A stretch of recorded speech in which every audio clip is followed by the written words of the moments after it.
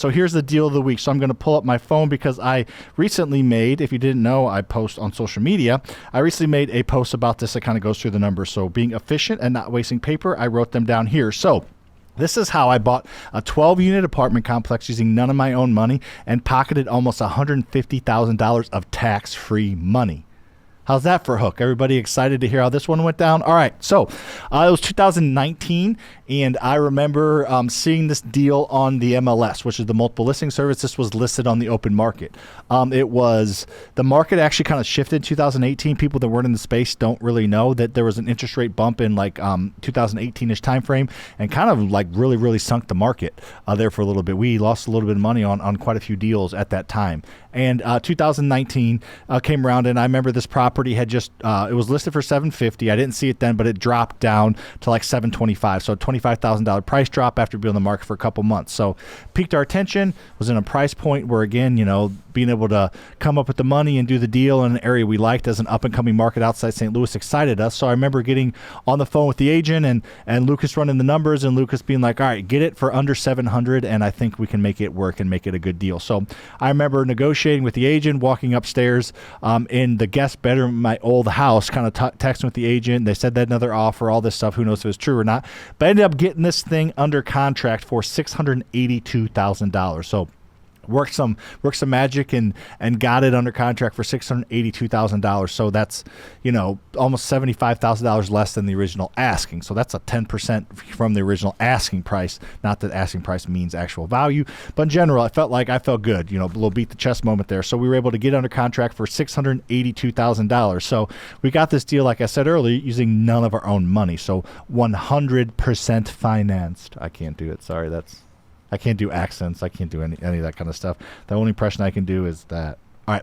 So we got it for under contract for $682,000. And now let's talk about how I was able to make this property, bought, purchased, cash flowed, refinanced, all using none of my own money. So I used two sources to fund this deal. So I used a private money lender for the 20% down payment, which we're going to get into that math here in a second. And then I used a local bank for the 80%. And then I kind of did what we call an extended BRRRR. They're going to kind of keep the pictures popping up as we go, so you can see just a nice building. I think, Tyler and our man Shane, you guys both are from Troy, so you know this building, kind of know the area. Yeah, and Tyler's brother lives there now. Is that the person you know? You know two people live there now. Okay, awesome. All right, so you can see that this property is just a nice, clean little 12-unit. So here's what we did. We got a 20% loan from a private lender. So 20% of $682,000 is $136,000. So we got $136,000 for the down payment, and then we got $50,000 extra from the private lender for capital improvements. We ended up redoing the parking lot, putting in a fence. We take pride in our properties, and we ended up rehabbing some of the properties when tenants moved out so that we could raise rent, but we didn't want to come out of cash flow for that. So we borrowed $186,000 from the private lender. So he wrote us a check for $186,000. We wrote a check to the bank for $136,000, which is 20%. You're with me? And then the bank did the other 80%, which is $546,000. So got a $546,000 with the loan with the bank, $186,000 loan with the private lender. Now, naturally, obviously, we did a 25-year mortgage with the bank. So we cut a check from rent to the bank every single month then and now. Private lender's a little bit different here. So how we split this up with the private lender was we gave him a 12% return, but split up. So we paid him 7% annualized cash from the cash flow of the property. So that's $800 a month. That's pretty much 7% annualized of that $186,000 that he gave us. So he got $800 a month. So we paid the bank. We paid him every single month. So, separately, obviously, but he got $800 a month on, that's not bad on a $186,000 loan. That's, 7% yearly. That's, stock market-ish, maybe a little bit less than stock market, but it's coming in every month. There's no fluctuations. And then we're going to give him an additional 5% to get him to 12% when we bought him out, and I'll go over those numbers here in a little bit. So this is how we split up our apartment complexes. This is how we're able to buy apartment complexes using none of our own money. The fact that we use a private lender on to buy a property that there's value add for the down payment, and then we increase the value, and then we get them their money back. But we usually pay them some amount Sometimes it's 7, sometimes it's 5% during the project, and at the end of the project, we give them their additional amount that gives them that double-digit 12% return. So it's a creative way to do it. It's kind of like an extended BRRRR deals, and it's worked out really, really well for us. So let's get into kind of how we increase the value. So we were able to increase the rent by redoing the parking lot, redoing the outside of it, making sure everything's nice, rehabbing the units with that 50 grand that that were needed rehabbed as tenants moved out. So the fact that we made the property a better, safer place to live meant that we were able to charge more for rent. And I still think we're a little bit light on what market rent is. Maybe we're close to it, but we're close. But so we're able to increase the net income because we made the property nicer. We're also able to decrease expenses, which the trolls will say that's because you don't take care of tenants. No, we take very good care of our tenants, but we're a professional company with a professional property management in-house company. We're able to use technology.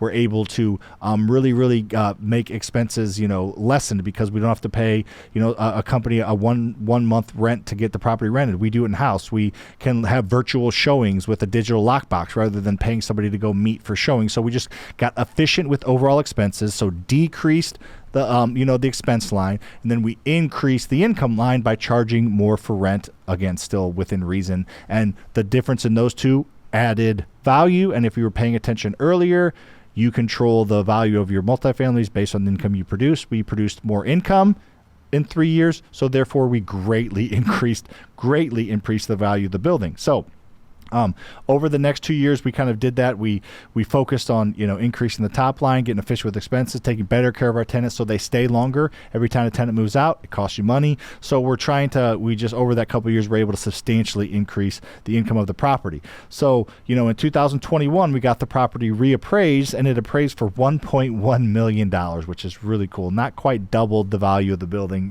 Went up 80%, whatever the math is, in like 2.5 years. So the property now appraised for $1.1 million. So again, a huge equity growth. So fortunately and unfortunately, we're able to dig into that equity and be able to we got a little better financial terms because the rates actually had dipped at that time, so that was kind of a lucky there, but got a better financing terms. We did it over 30 years at a little bit lower interest rate, so we were able to keep a pretty steady amount of monthly payment to the bank, but we're able to pay other people off. So let me go through that. So so we got $880,000 loan with the bank. So 80% of 1.1 million is $880,000. So we got an $880,000 loan from the bank. So we paid off that original loan. Remember, that bank had a $546,000 loan. So we paid that off. That was paid down to conservatively $525,000, probably less, but the debt got paid down by the rent and the tenant. So we paid $880,000. We paid off the $525,000 original loan.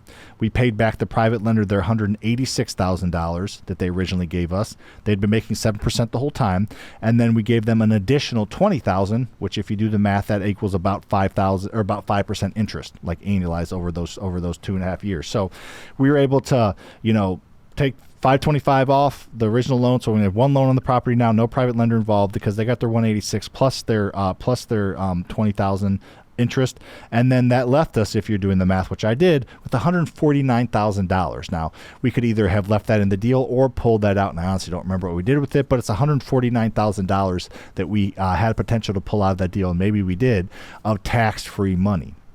Debt is not taxed. So this is a situation where if you do a refinance, you're pulling that money out, and we have $808,000 loan. So we pulled out $149,000, and that's debt. That's a mortgage that goes onto the loan, and debt is not taxed. It's not a taxable event. We could have $180,000 minus $149,000. So we could have done a $631,000 loan, whatever that math is, on the property, something along those lines. We could have done something like that, and had a smaller loan, smaller monthly payment, but we either did that or a version of that, or took out some, or left it, or took it all out and did something with that money. But just a beautiful way to show how getting creative on an asset class like this, you can buy doing it the right way, using none of your own money. And again, if you're watching or listening after, this is all going to be on YouTube.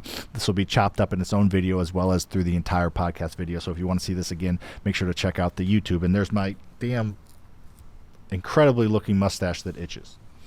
Shane, can you grow a mustache? Oh, you can grow a mustache. I feel like we should do some bet where make Shane grow a mustache. But that's our deal of the week. Let me show you a couple more pictures if there are any. You can see the inside of it. See, like, again, we made them nicer. We painted them, new trim, looks like a new door, and luxury vinyl plank on the bottom. So just made them nice. Nothing crazy, but the kitchen there, that's new cabinets, newer or used slightly appliances with nice countertops. So we just made them nicer, and you can charge more rent for nicer stuff. You don't have to go over the top with it. So that is deal of the week. Thanks for watching. We appreciate it. Make sure to hit that like button, comment with something you learned, and make sure to subscribe to this channel. We give away more free advice on how to create wealth based on things we actually do every single day than any other channel on YouTube. Make sure to share this with a friend because our mission is to inspire you to think differently about freedom.